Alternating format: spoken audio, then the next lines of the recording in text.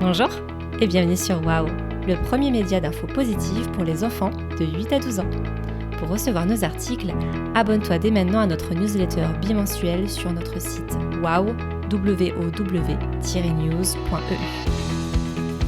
Autour de toi, tu entends peut-être beaucoup parler des problèmes de notre planète. Eh bien ici, on te fait découvrir les solutions qui existent pour les résoudre et on te présente des personnes inspirantes qui ont décidé de ne pas rester les bras croisés. Moi, c'est Clarisse, et un vendredi sur deux, je pars rendre visite à mon ami journaliste Alastair pour parler avec lui d'une grande actualité du moment. Alors branche bien tes écouteurs, car je t'emmène avec moi le rencontrer dès maintenant. Salut Alastair, je suis très contente de te retrouver pour ce nouvel épisode de Wow. Ah bonjour Clarisse, je t'attendais avec impatience. Je suis un peu submergé en ce moment, mais je vais bien, je suis en pleine forme. Submergé? Comment ça? Qu'est-ce que ça veut dire? Oh, ça va dire plusieurs choses, que je suis un peu débordé par mon travail, par exemple. J'ai des montagnes de choses à faire, mais on peut aussi dire qu'une personne est submergée par une émotion, comme la joie, par exemple. Ah, d'accord, je comprends mieux. Pour moi, submergé, c'est quand quelque chose est entièrement recouvert d'eau, inondé quoi. Ah, d'ailleurs, j'ai vu que des fortes pluies avaient causé des inondations dans plusieurs pays. Oui, même si la pluie reste un phénomène naturel, il faut dire que ces dernières semaines, ça a vraiment été très intense. Les fortes précipitations ont apporté une importante quantité d'eau sur une très courte durée, ce qui a provoqué des inondations. Bah, comment on fait alors quand ça arrive? Eh bien, je sais qu'il y a des personnes qui ont déjà trouvé des solutions pour nous protéger des inondations terrestres, mais aussi des inondations marines. C'est un autre type d'inondation qui vient de la mer et qui touche les zones côtières. Intéressant. Eh bien moi, j'ai fouillé dans le passé pour savoir depuis combien de temps ça existe. Je suis retombée sur la fameuse histoire de l'arche de Noé. Dans mes recherches, j'ai remonté le temps jusqu'à l'époque des pharaons. Il y a des millénaires, la vie des Égyptiens était rythmée naturellement par la crue du plus grand fleuve du monde, le Nil. Chaque été, ils voyaient le niveau du fleuve monter, monter, jusqu'à inonder les rives. Cette inondation était indispensable à la vie des Égyptiens car elle permettait d'irriguer les champs et de nourrir les sols pour avoir de belles récoltes. Dans ce cas, on dit que l'inondation est bienfaitrice. Oui, ce phénomène de crue est connu et il fait totalement partie de la vie d'un fleuve ou d'une rivière. Mais saurais-tu expliquer pourquoi les inondations nous posent tant de problèmes aujourd'hui? Eh bien, il y a plusieurs raisons. Déjà, le développement des villes s'accélère. Il y a de plus en plus de personnes qui habitent en ville. C'est ce qu'on appelle l'urbanisation. Cette explosion démographique pousse à construire de plus en plus de maisons et de bâtiments dans des zones inondables, c'est-à-dire à des endroits plus exposés que d'autres, à ce risque d'inondation. Et puis, c'est vrai qu'on construit de plus en plus de maisons près des cours d'eau aussi, ce qui laisse moins d'espace pour que le phénomène naturel de crue puisse se produire sans causer trop de dégâts. Alors ce sont les principales raisons? Ça explique en effet une partie du problème, mais les scientifiques pensent que nous vivons de plus en plus d'inondations en raison du réchauffement climatique. Et oui, on utilise beaucoup de carburant et puis l'élevage et l'agriculture intensive rejettent de grandes quantités de gaz à effet de serre. Résultat, la température moyenne de la planète Terre augmente. Le climat se modifie partout dans le monde. On s'en rend bien compte, il y a de plus en plus d'événements climatiques extrêmes qui dépassent les statistiques habituelles. Oui, comme ces pluies diluviennes impressionnantes. Ce qu'on voit dans les zones récemment inondées, c'est qu'il a plu l'équivalent d'un mois de précipitations en seulement une journée. Waouh, c'est énorme! Et je pensais, il y a bien un endroit sur Terre où on peut constater ce changement climatique. C'est au pôle Nord et au pôle Sud aussi.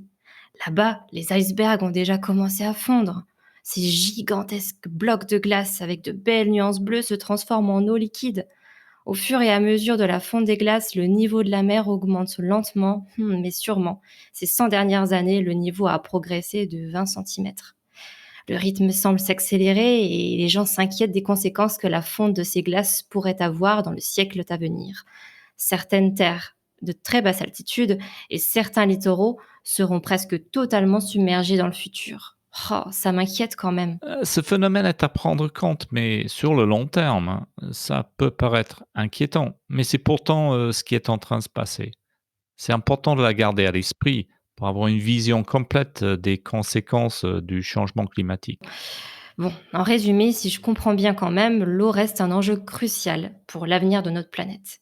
Heureusement, des personnes ont déjà trouvé des solutions. Devine dans quel pays? Allez, je te donne quelques indices. C'est un voisin de la Belgique, bordé par la mer du Nord. Ah, je crois savoir. Allez, encore un indice qui possède beaucoup de pistes cyclables et énormément de canaux. Alors, Les Pays-Bas? trouvé, s'il y a bien un pays européen qui a appris à mieux maîtriser les eaux, c'est bien les Pays-Bas. Est-ce que tu savais que plus de la moitié de ce pays serait aujourd'hui sous l'eau s'il n'avait pas construit un vaste réseau de digues, dunes et canaux? C'est devenu un vrai modèle pour tous les pays qui se demandent comment se protéger des tempêtes et de la montée du niveau de la mer. Un ingénieur néerlandais a d'ailleurs eu une nouvelle idée. On a parlé de l'Égypte tout à l'heure, eh bien je crois que les Pays-Bas aussi peuvent avoir des idées pharaoniques. Cet homme néerlandais pense à construire deux digues géantes, l'une qui va relier la France à l'Angleterre et l'autre l'Écosse à la Norvège. Ça fait plus de 700 kilomètres au total, ce qui équivaut à construire à peu près, waouh, 12 fois le tunnel sous la Manche. Ça représente des milliards et des milliards d'euros. On peut vraiment construire ce genre de choses, tu penses? Eh bien, les ingénieurs le confirment. Si jamais le projet se concrétise, ce serait alors la plus importante construction réalisée dans le monde. Mais bon, je pense pas que ce système de digue verra le jour tout de suite. En tout cas, pas dans les prochaines années. Ah oui, mais quand on y réfléchit bien, certains gros projets anti-inondation ont finalement vu le jour. Moi, quand j'étais enfant, je me souviens que les gouvernements commençaient seulement à réfléchir aux solutions possibles pour protéger Londres des marées. Et finalement, le Royaume-Uni, ils ont construit une grande barrière contre les inondations marines. Et en fait, c'est la deuxième plus grande au monde, après celle, bah, évidemment, des Pays-Bas. Waouh, ce genre de gros projet donne vraiment le vertige. Ah, je suis sûre qu'il y a quand même des projets un peu moins grands, mais qui valent aussi le détour. Bah, justement, je me posais la question. As-tu entendu parler des personnes qui trouvent des solutions plus naturelles pour apprendre à vivre avec les inondations, sans pour autant se lancer dans un grand combat avec l'eau? Et oui, devine qui? Les Néerlandais. Ils nous prouvent que oui, c'est possible. Coopérer avec la nature, c'est-à-dire travailler en équipe avec elle et non pas contre elle, c'est possible. Ils ont trouvé des solutions pour que les cours d'eau puissent sortir de leur lit, c'est-à-dire monter en crue selon le cycle naturel, pour qu'ils puissent jouer leur rôle écologique, c'est-à-dire enrichir le sol, recharger des ressources d'eau, aider des espèces de poissons à se développer, etc. Pour que tout cela soit possible, les Pays-Bas ont construit et même reconstruit certaines villes qui sont aujourd'hui beaucoup plus adaptées techniquement pour vivre les périodes de crue. Quelques maisons sont d'ailleurs équipées d'un système de flotteurs qui permettent aux habitants de garder les pieds au sec. Une maison flottante. Waouh!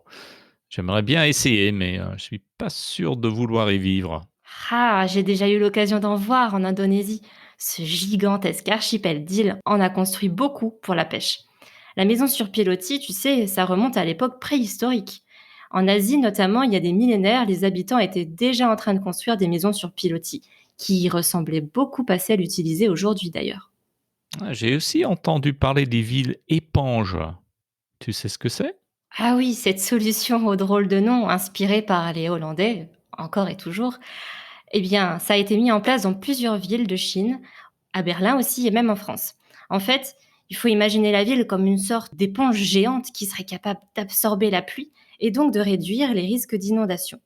Comme l'eau ne peut pas être absorbée par le béton, l'idée de la ville éponge, c'est de végétaliser les façades et les toits des bâtiments. C'est-à-dire qu'on va les recouvrir de verdure, de plantes, pour recréer et préserver les zones humides comme les marais, les mares ou les lacs urbains. En plus de nous aider à résister aux inondations, la ville éponge permet de rafraîchir une ville en cas de canicule. Ce serait à la fois une éponge anti-inondation et une sorte de climatisation naturelle. Ah bon. Vivre avec les inondations plutôt que de lutter contre. Ça, c'est un bel exemple qui prouve que c'est possible. Moi, j'ai aussi bien aimé l'histoire cette semaine des castors qu'on essaye de réintroduire en Angleterre. Les castors sont des alliés formidables contre les inondations. Ce sont des grands bâtisseurs. Ils savent abattre des arbres et construire des digues pour créer leur propre habitat. Ah oui, j'ai aussi adoré cette histoire. Oh mais attends, waouh, il est déjà cette heure-ci. Oh, c'est ce qui s'appelle un grand tour d'horizon des solutions. Quel voyage! On a découvert tellement de choses qui étaient possibles. C'est vrai, et le temps est passé si vite. Mais heureusement, on se retrouve bientôt sur le podcast Waouh pour de nouvelles actualités, toujours plus positives. À bientôt!